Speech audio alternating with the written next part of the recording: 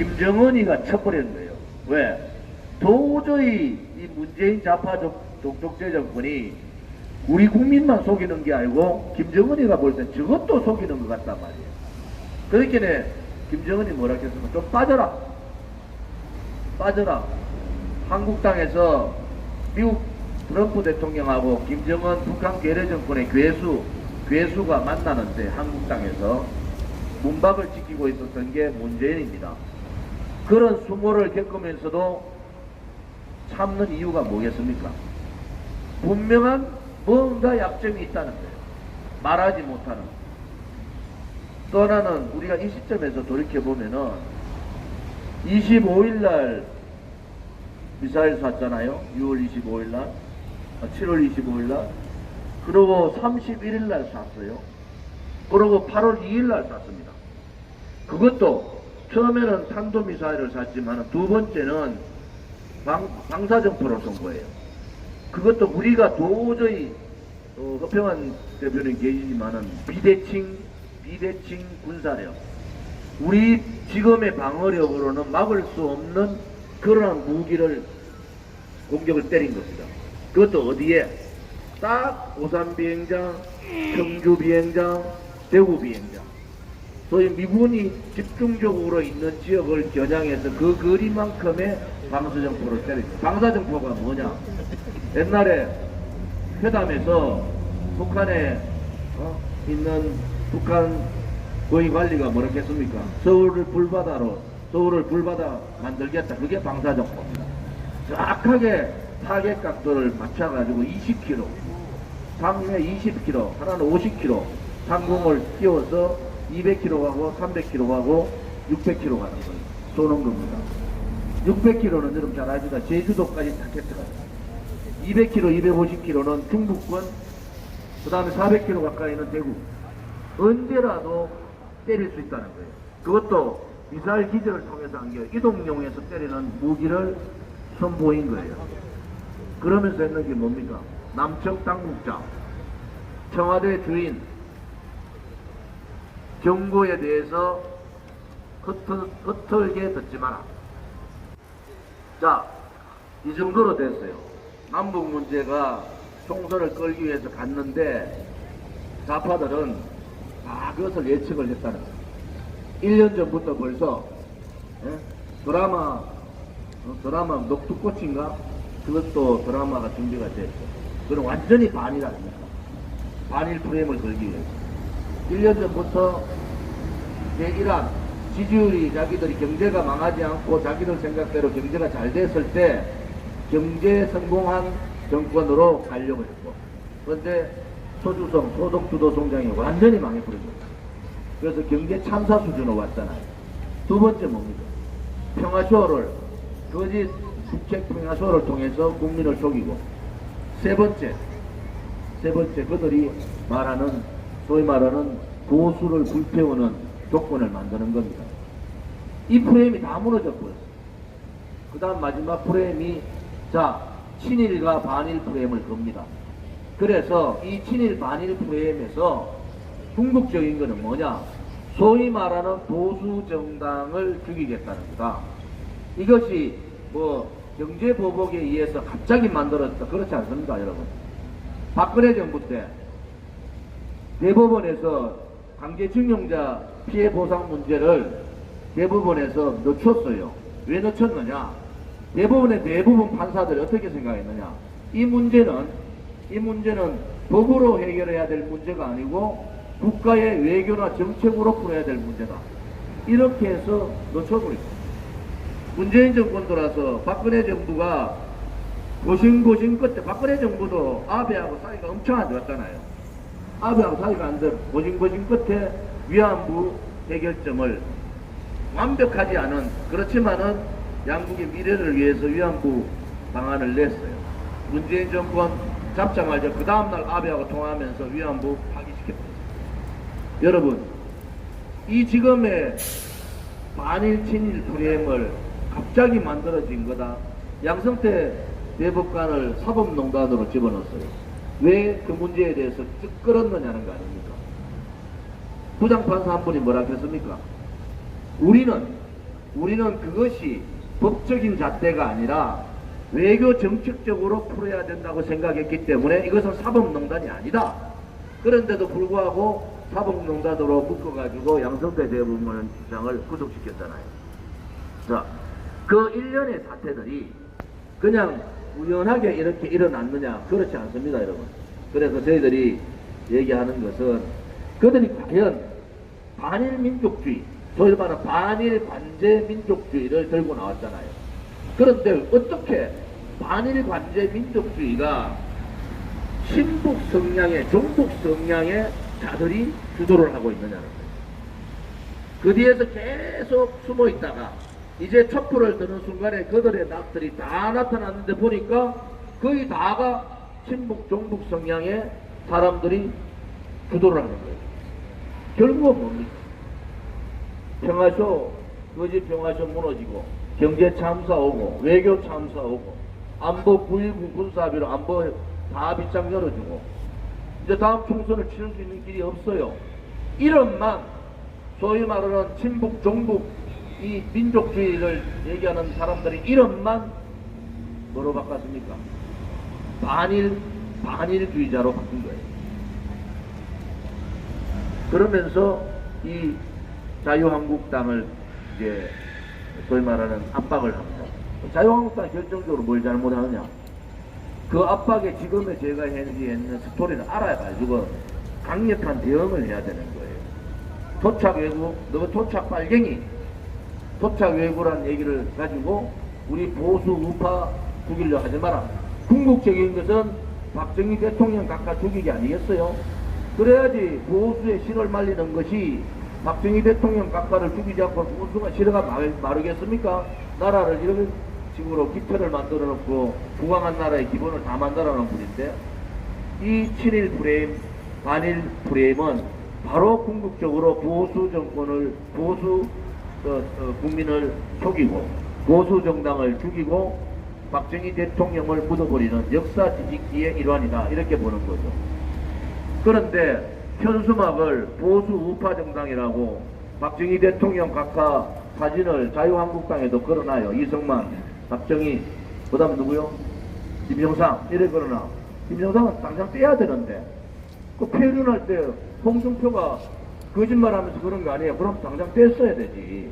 떼지도 못하고 걸어놔도 쳐다보지도 않는 사진을 걸어놓은 거예요, 지금. 결국은 뭡니까? 결국은 그들의 집요한 박정희 대통령 각하 죽이기, 보수 국민 죽이기, 역사 뒤집기, 체제 뒤집기, 이 전쟁의 일환이다. 지금 일본하고 싸우면은 저희들이 100전 100패예요. 걱정되는 것이 뭐냐? 일본이 제3단계 보복으로 들어오면은 농수산물 들어옵니다. 농수산물 우리 수출의 20%가 일본이에요. 직격탄을 맞는다. 특히 남해안, 서해안 지역에 이 소위 김, 조개 뭐 이런 부분에 직격탄을. 또 하나 특허 부분. 특허 부분. 자, 이 부분까지 넘어가면은 이제는 정말로 걷잡을 수 없는 경제의 치명타가 오는데, 제가 계속 말씀드리지만은 그냥 싸우자 얘기하지 말고, 자, 이렇게 되면은 국가의 세금이 얼마가 더 들어가고 국민들, 기업의 피해는 얼마가 더 됩니다. 솔직하게 얘기해야 되잖아요. 싸우면은, 야, 이게 지금 우리가 싸워가지고 수백조가 날아가는데 우리 국민들한테 싸웁시다, 이런 차원의 청와대에 앉아서, 저 청와대에 앉아서 그 자리에 있는 사람이 싸우자는 게 말이 되는 소리예요. 외교적으로 풀어야 되는데, 민정수석이라는 자는 죽창가를 부르고 말이지, 의병을 얘기하면서 외교적인 협상의 끈을 다 끊어버렸잖아요. 어디서 끊었습니까? 저 안에서 끊었잖아요. 그러놓고는 지금은 뭡니까? 국민들 단결해가지고 일본한테 절대 이제 안 지겠다, 싸우자. 그것은 싸우는 게 아닙니다. 그것은 싸우는 게 아니고 자포가는 거예요. 자포. 국민과 기업을 볼모로 자포가는 거다. 우리 공화당은 분명하게 여러분이 아지 않을게, 1965년 박정희 대통령께서 본회에 차서 체결한 65년 한일협정, 한일기본협정을 존중합니다. 박정희 대통령께서 이렇게 말씀하셨어요. 이건 대통령 말씀이니까 제가 읽어드릴게요. 국민 65년 6월 23일 날 대국민 담화문에서 이렇게 얘기했어요. 우리의 자유와 독립을 수호하고 내일의 조국을 위해서 도움이 될 수 있는 일이라면 어려운 일이기는 하지만 과거의 감정을 참고 씻어버리는 것이 진실로 조국을 사랑하는 길이 아니겠습니까? 이것이 박정희 대통령 각하가 65년 한일 기본조약을 하면서 말씀하셨습니다. 박근혜 대통령 정부 때 강제징용자에 대한 대법원 판결이 나면은 엄청난 혼란이 일어나고 지금의 경제보복을 예측을 한 거예요. 반도체 부분, 산업까지 찍은 거예요. 반도체, 자동차 등 이러한 부분에 대한 일본의 경제보복이 있다. 그래서 외교 정책적으로 풀어야 된다. 분명한 뜻을 가지고 그렇게 노력을 했던 분입니다. 결과는 뭡니까? 결과는 우리 정부가 할 수 있는 건 하지만은 현재 세대, 미래 세대에 짐을 주고 국민들을 불안하게 하는 것은 안 된다는 것이 박근혜 대통령의 생각이었고, 현재나 미래 세대는 기업이 죽든 말든 그냥 4월 15일, 내년 4월 15일 선거에, 그거는 뭐 더불어민주당 민주연구원에서 나온 자료잖아요. 선거에 유리하니까 싸우자. 그래가지고 일반 보수 사람들은 전부 친일로 몰고, 그 보수 사람들의 국민들이 정말 존경하고 있는 박정희 대통령까지 이제는 친일로 몰아가지고 드러내겠다는 거 아니겠습니까? 이 프레임에 우파 국민은 넘어가면 안 된다는 거. 이 프레임에 속으면 안 된다는 거. 이것 또한 그들의 거짓 정권 연장 프레임이다. 우리는 똑바로 눈을 뜨고 그들이 왜 그렇게 하는가를 깊숙이 봐야 됩니다. 지금 그냥 국민의 감정을 속이고 또 촛불 이번 토요일날 촛불 들고 광화문을 또 점령하겠다 그렇게 얘기하는데, 우리 공화당은 1965년 한일 기본조약을 존중한다는 것. 두 번째, 박근혜 대통령의 위안부 합의를 존중한다는 것. 그리고 지소미아 지금 또 던져요. 강경하는 미국 쪽에다가 한일 정보보호협정 지소미아를 폐기하는 얘기를 미국 쪽이 던졌다. 이것은 뭐냐? 이 지소미아는 미국이 중심이 돼서 한 거예요. 지금 있는 대사 해리슨 대사가 대단히 관여를 많이 한 내용입니다. 왜? 한미동맹, 미일동맹 대단히 문재인 정권 들어오기 전까지는 문제가 전혀 없었어요. 이 동북아에 있어서의 공산주의 중국이 커지고 러시아가 항상 남쪽을 쳐다보고 북한의 핵을 가지고 북한 공산당 3대 세습 정권이 언제라도 허시탐탐 우리나라를 넘볼 수 있다. 이래서 미국이 앞장서서 만든 게 지소미아예요. 그것이 한일 정보 협약입니다. 이것을 지금 문재인 정권이 열받는다고 지소미아 폐기하겠다. 그것은 무슨 의미합니까? 미국한테 진짜 싸우자고 미국한테 경고하는 거래요. 미국한테. 이건 일본 문제가 아니라니까요. 미국한테 경고하는 거다. 그러면은 우리 안보는 완전히 무너져요. 지금 우리의 정보력이 거짓말로 하지 말라는 거예요. 국민을 더 이상 속이지 말라는 거예요. 미사일이 날아가고 방사정포가 날아가도 궤도도 못 따라가요. 비상을 못 걸어요. NSC에서 쏘긴 쐈는데 NSC 열면 말을 해야 되는데 내용을 미국 정보기관에서 발표하기 전까지 말을 못하는 거예요. 그 정도의 안보 방어력을 가지고 일본하고의 정보기관 다른 거 아닙니다. 가장 중심적인 게 핵과 미사일이에요. 자, 이 정보의 선을 끊는다? 그것은 뭐겠습니까? 그것은 국민의 생명과 재산을 담보로 싸우겠다는 거 아닙니까?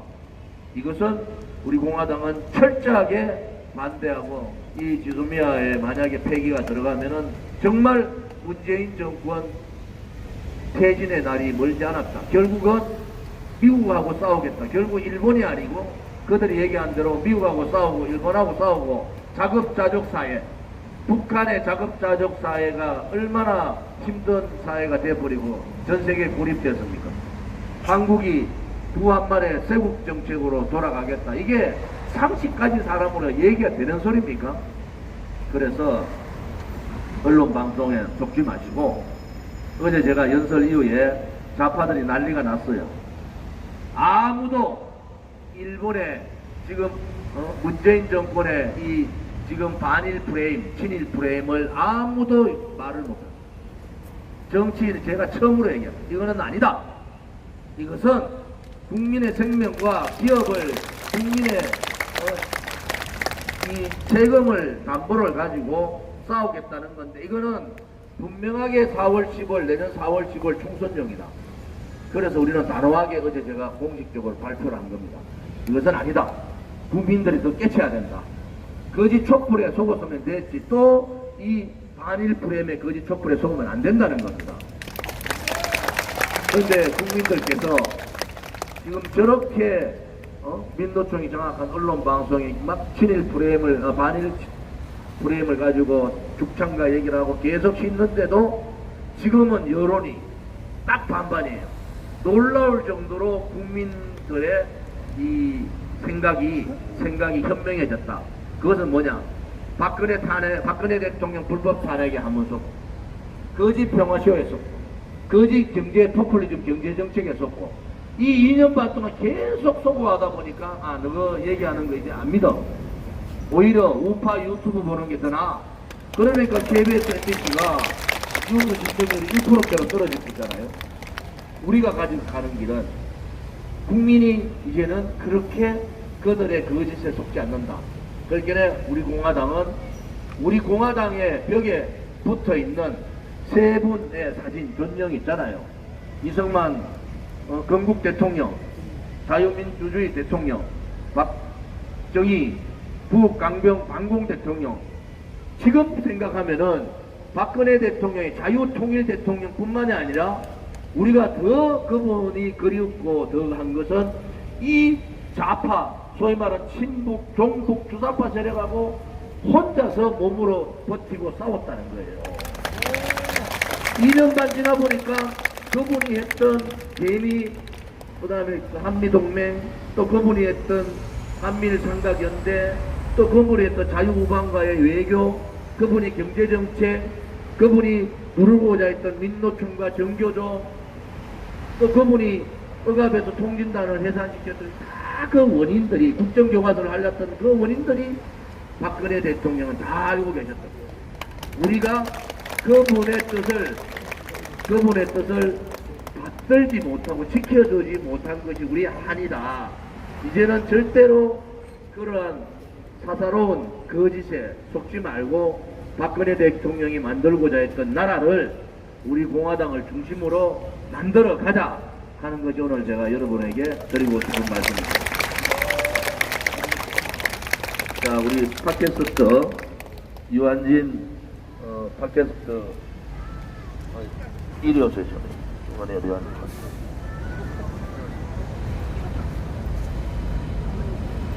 지금 7시 23분이니까 시간 적당하게 잘 끝내주시고 유한진 국회 수석을 보내는데 축하해 주시고.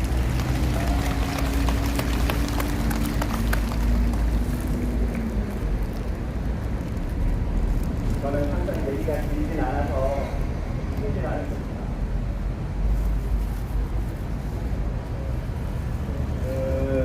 전반적으로 이제 우리 공화당에서 추구하고 있는 국제 관계 그리고 외교 정책 그런 거에 대해서 그냥 세밀하게 말씀드릴 거니까 부담 없이 들어주시면 되겠습니다. 근데 우리 공화당에서 제일 중요하게 여기는 국제 관계에 관련해서 제일 중요한 하게 생각하는 부분은 항상 한미 동맹입니다. 제가 항상 아쉬웠게 좀 생각하는 것이 우리 당, 우리 국민들은 당연히 물론 소환이고, 우리 당에서도 미국이 어떻게 생각을 하고 있는지 이 부분에 대해서 좀 더 잘 알면 좋지 않을까 그런 생각을 많이 해요. 우리가 미국의 고마운 마음을 갖고 있는 건 너무나도 확실하고, 또 미국하고 잘하고는 싶은데, 근데 우리가 만약에 미국이 어떻게 생각하는지 모른다고 하면은 우리가 아무리 고마움을 표현해도 그쪽에서는 그거를 받아들이기가 쉽지는 않습니다. 그래서 제가 오늘 간단하게 지금 미국에서 미국이 생각하고 있는 그들의 정치 철학 그리고 외교 정책을 아주 간단하게 말씀을 좀 드리겠습니다.